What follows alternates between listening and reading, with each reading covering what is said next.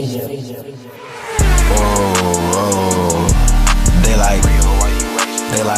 up, y'all? This Relly all back on another video. Yes, son. Today we're gonna be talking about if the Cleveland Cavaliers should really pursue Mike Conley, and this is a piece of CHB podcast, and we will be having more content and podcasts coming soon. So, hey, it's coming. Just wait on me. Just be a little patient. But down in the comment below, I do want to know how y'all feel about this video and if you think Mike Conley should be the person that we should pursue in a trade. But with all that being said, though, make sure you hit that subscribe button. If you are already subscribed to my channel, share it to somebody who ain't subscribed because with y'all know I can get there. And now with all that being said, though, let's jump into the video and talk about Mike Conley. The Cavaliers, if they were to accept the trade of Mike Conley and a first for Kevin Love, do you think we would lose that? Because my issue is, look, you bring in a backup, you finally bring in now your backup point guard, like especially if you're moving on from Colin Sexton, you bring in your backup point guard that is a very capable defender and playmaker, but his shooting's not great anymore, his offense has regressed dramatically. But now you lose a dude that's averaging 14 a game on terrific three-point percentage. Is that worth bringing in a backup point guard? Like, everyone knows Kevin Love ain't got a bad contract anymore. $30 million on a one-year deal is, anything can match that up now. You can match that up, and he's averaging 14 a game, was very healthy. Great, one of the best three-point shooters in the game last season. If you're Utah, you would, I think, 100% look at K-Love. Even if they don't trade Rudy Gobert, I think he would be a good player to bring in.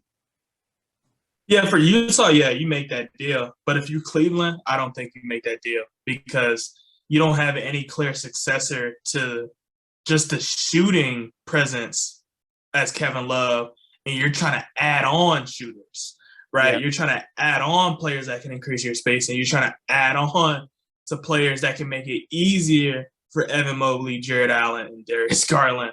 And you don't have you're trying to develop Lamar Stevens into that, but he's nowhere near that yet. Like, Evan Mobley is not shooting at a clip confidently enough to where you can believe in that. Like, obviously, Jared Allen just started kind of shooting mid-range jumpers, and I think for Cleveland, me personally, I'm not really high on Cleveland trading for Mike Conley anyway, because I just don't think I don't think we should prioritize a player like Mike Conley, because I think you can get him for cheaper.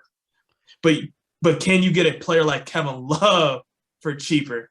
And that question is no, because all of them is getting poached. Like, all of the players that's built like Kevin Love is the players that's on championship contender teams, because this is why LaMarcus Aldridge is gone, this is why Blake Griffin is gone, this is why all those type of players, like, shoot, even Robert Covington, the lower tier to that is gone. He re-signed for like $10 million a year or something, didn't he, on the Clippers? Like, that's big. That's a lot of money. They couldn't let him leave.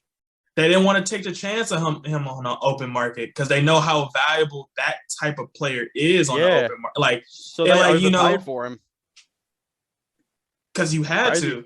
Yeah, because it was going to be another team that was going to probably overpay that offer. They was going to do it. The thing I see with the Cavaliers as well is we could get a cheaper alternative than Mike Conley, because we talked about the Colin Sexton or the Pistons trade earlier. I'm not saying that Killian Hayes is anywhere near as good as Mike Conley. But if you're looking to bring in playmaking and defense, I feel like Killian Hayes could also do that, just not at as great a level. Mm-hmm. But you also get a guy that's much younger, cheaper contract. I think easy and movable, because I don't know I only reckon a couple teams will be interested in Conley. Well, I think a lot of teams would see some value in Killian Hayes as a backup guard. So, yeah, I agree with what you're saying. I think the Cavs decline that. You'd have to give up a little bit more than Mike Conley in a first at this point if you're Utah to maybe make that happen.